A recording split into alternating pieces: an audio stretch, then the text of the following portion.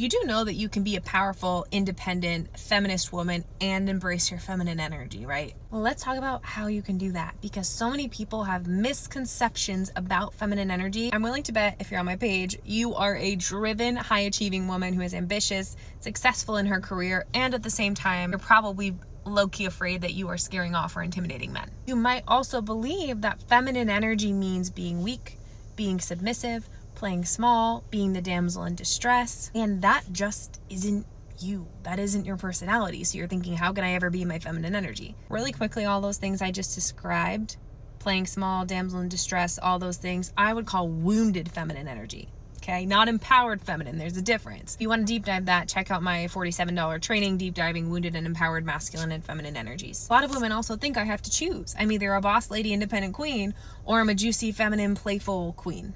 You actually get to be both.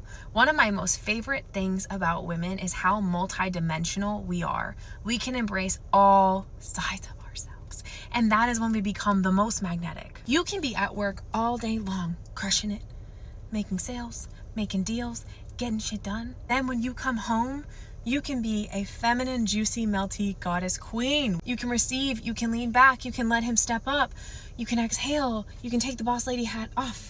And this is not a performance for the man in your life, by the way. This is for you. This is for you. When we talk about being in your empowered feminine energy, it's for you. Yes, the men in your life are going to love it.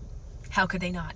But for me as a woman, embracing my feminine is for me because that's my home. I want to be in my playful, warm, sensual, in my body emotionality, intuitive energy. I love that part of myself. One of my clients, I'll call her client R, is a successful psychiatrist, extremely successful for her age as well. She is highly intelligent and ambitious. When we started working together, she was also struggling to heal from a narcissistically abusive relationship. If you don't know, that is part of my background, so a lot of my clients have that background as well, and I help them heal from that and attract healthy love. Because of what she went through, she was really comfortable being in this boss lady guarded mode to men, but didn't know how to access that open feminine energy with men who proved themselves to be healthy and safe. She felt like she was always kind of on guard and putting men on the chopping block. Because of it, she wasn't being approached as much as she wanted to be. She was wanting healthy love, but knew she had to prioritize her healing first. P.S. Most of the time, if women are coming off as masculine, it is because they are in protection mode, and there's unhealed stuff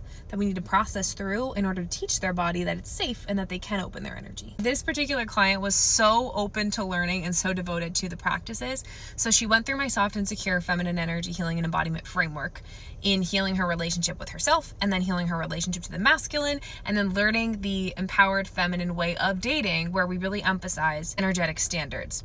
Within a few weeks, she was being approached more, she was being pursued, she was having people turn their heads to look at her down the street when before she felt completely unseen. One of the modules, we talk about falling madly in love with your body, and so she started to feel more secure and more expressive in her body as she did a lot of the reframes and healing around that. She started to receive more on dates and felt herself getting more comfortable with it, letting them come forward and pursue her, not constantly seeking a control kind of feeling. Now she knows she's not intimidating.